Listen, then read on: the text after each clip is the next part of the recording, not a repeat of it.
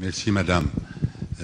En effet, l'ambassadeur Olabi Joseph Papalolayaï aurait tellement voulu être aujourd'hui ici pour une double raison. D'abord, la thématique qui a été retenue par Francis Desiderio, les défis de la société civile, les artistes et les acteurs de la culture, était une thématique qui lui tenait énormément à cœur parce que la société civile, et notamment la société civile qui travaille de près avec l'UNESCO, c'est-à-dire les associations comme l'AIAP, mais également le Conseil international de la musique, le Conseil international du théâtre, l'Association internationale des critiques d'art, etc., sont les ferments d'une UNESCO qui ne peut aller de l'avant que dans la mesure où elle peut travailler de près avec ses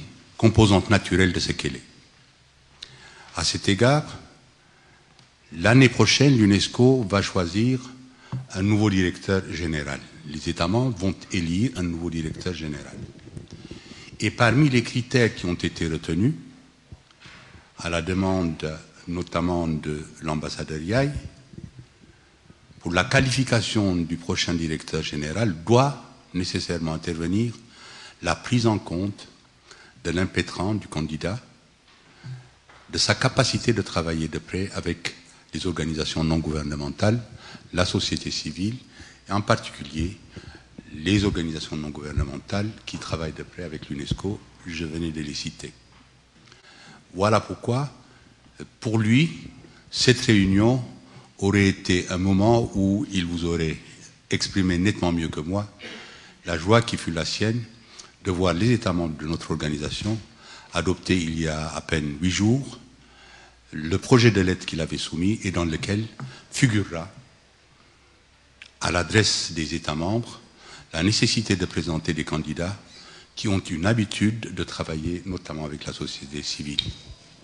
La seconde raison pour laquelle il eût été particulièrement content d'être ici, c'est le sujet même de son intervention, l'année internationale des langues 2008 et la promotion de la diversité culturelle par les organisations non gouvernementales d'artistes, parce que tout simplement l'ambassadeur Yaï est d'abord un linguiste. Il a enseigné pendant 13 ans à l'université de Gainesville à Florida la linguistique. Il a également enseigné au Brésil, à San Salvador de Bahia, et au Nigeria, ainsi que dans son pays.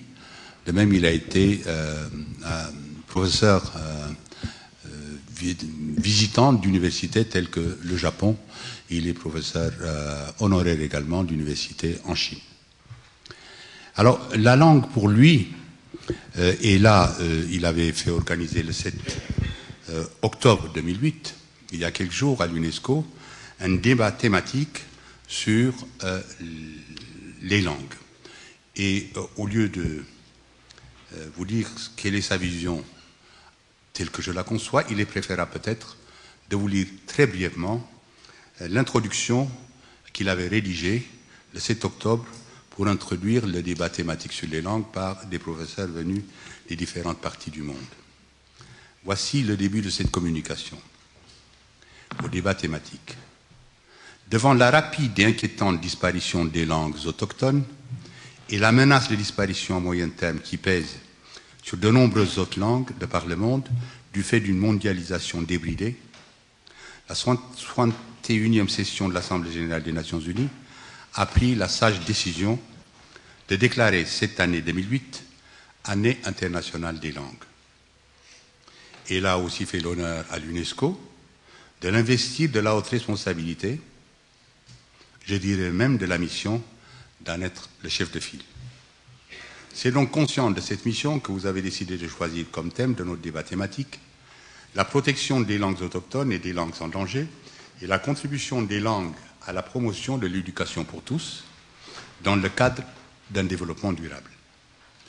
La séance du 7 octobre traite donc des langues, outils essentiels de communication, expression existentielle et de manifestation des cultures et des sociétés, et de leur relation avec un objectif essentiel de l'UNESCO, l'éducation pour tous, et le développement durable, objet du débat thématique autour des langues. On se rendra donc compte qu'il y a une logique dans la démarche de l'UNESCO. Le but des débats thématiques étant de placer les programmes de l'organisation sous un éclairage tel qu'ils puissent les ajuster et en faciliter une mise en œuvre judicieuse tout en renforçant notre rôle de laboratoire d'idées et de branche intellectuelle du système des Nations Unies. Je définissais tantôt la langue comme un outil essentiel. Je pense qu'il nous faut aller au-delà de cette définition instrumentale, surtout par nos temps de mondialisation et encore plus dans le contexte du thème qui nous réunit. C'est le grand Rabindranath Tagore, esprit universel de tous les temps, qui, dans un essai de définition de la langue, disait que Dieu créa les éléments naturels comme l'air, l'eau, le feu, et y ajouta la langue. Par cette naturalisation de la langue, Tagore entendait en souligner l'incontournabilité dans les activités et dans l'existence humaine. Partout où nous nous tournons, partout où nous nous trouvons, nous rencontrons toujours la langue sur notre chemin. Cette ubiquité ou cette incontournabilité de la langue doit être reflétée dans les programmes de l'UNESCO, dans tous les secteurs, éducation, sciences, culture et communication. L'on peut donc se réjouir de la récente création de la plateforme intersectorielle sur les langues et multilinguisme et souhaiter qu'elle ravive et assume la langue et riche expérience de l'UNESCO en matière des langues, surtout sur le terrain, dans et avec les États membres. Je vous remercie pour l'ambassadeur.